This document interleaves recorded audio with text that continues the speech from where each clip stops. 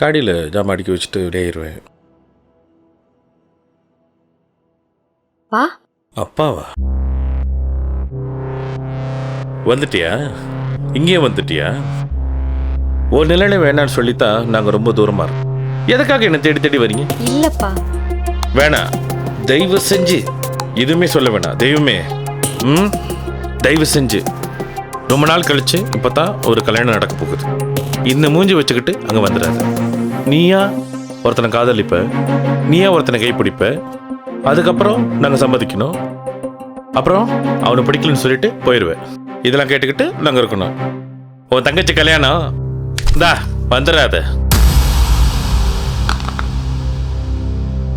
நவரு.